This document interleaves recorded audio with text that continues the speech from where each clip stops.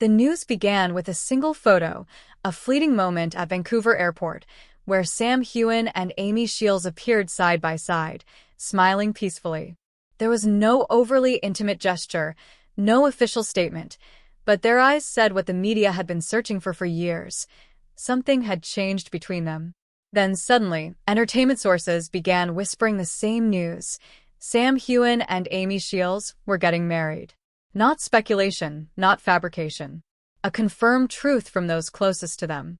The news created a quiet shockwave, because although there had been rumors that the two were dating, they had always kept their distance from the press, always denying or avoiding all questions. No one expected that after so many years of silence, they would choose such a beautiful ending, or a new beginning.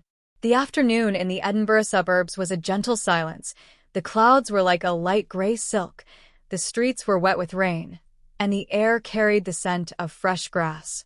The old house where Sam rested before entering the wedding preparation stage was surrounded by rows of ancient trees, creating a space almost separate from the world.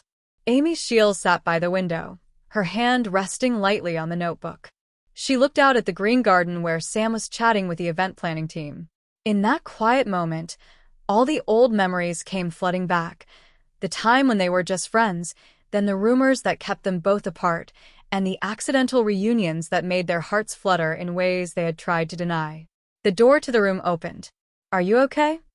Sam's voice was low, gentle, with the worry that he often felt when he saw Amy lost in thought. She smiled slightly. "It's just everything happened so fast." Sam walked over and sat next to her, his eyes on the garden, then slowly turned back to Amy. "Not so fast," he said. "It took us almost 10 years to get here." Amy smiled, a smile that was both happy and a little wistful. "Yes, but I thought we would never meet at the same place." Sam took her hand. "And now we are here." In that moment, time seemed to stand still. The wedding was planned to be held in an ancient manor in Scotland, where the lawns stretched endlessly, the oak trees were 100 years old, and the birdsong pierced the leaves like ancient melodies of the earth and sky.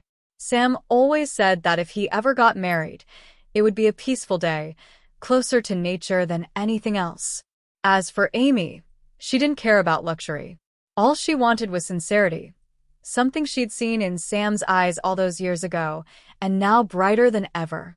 But the hardest part wasn't the wedding itself. What they'd had to face time and again was their past, the rumors that had forced them to retreat, the prying eyes, the hurt Sam had endured from fan pressure.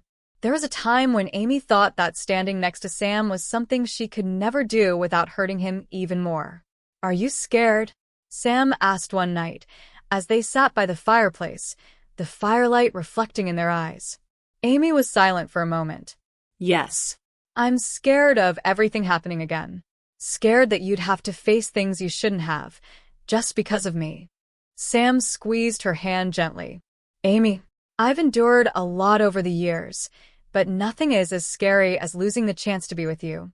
That sentence brought tears to Amy's eyes. Because she understood clearly, Sam was not a person who used words to convince. He always used actions. And the fact that he stood here, facing the world to declare his love, was the greatest action. The day the two families met, the sky was rarely clear. Sam's mother, Chrissy, a strong and intelligent woman, gave Amy a warm hug from the very first moment. "You make Sam happy," she said. "That's enough." Amy almost burst into tears. Sam just stood there watching the two most important women in his life exchange smiles. A simple but meaningful moment. That evening, when everyone had gone back to their rooms, Sam and Amy took a walk under the starry sky. The cobblestones were cold underfoot, but the warmth of their intertwined hands made everything feel strangely tender. "Did you ever think we'd get to this day?" Amy asked. "Yes," Sam answered without hesitation. "I thought so the first time I met you, though it took me years to admit it." Amy laughed in emotion. "I didn't know you were such a romantic." Sam shrugged, a mischievous smile flickering. "Only with the person I'm about to marry. However, happiness never comes easily." News of the wedding leaked out, causing the press to swarm. Many fans were surprised, some supportive, some skeptical, some even hurtful. Amy was worried. She knew this pressure had been hard on Sam. She thought he would be tired. But Sam was the one to reassure her first. "I've been through 11 years of being watched, judged, and attacked," Sam said as they sat together reading the first articles. "But I've never seen anything worth it. You don't have to worry about me. Just being with me is enough." The words seemed to lift Amy's burden. She told herself, if Sam could face it all, then so could she.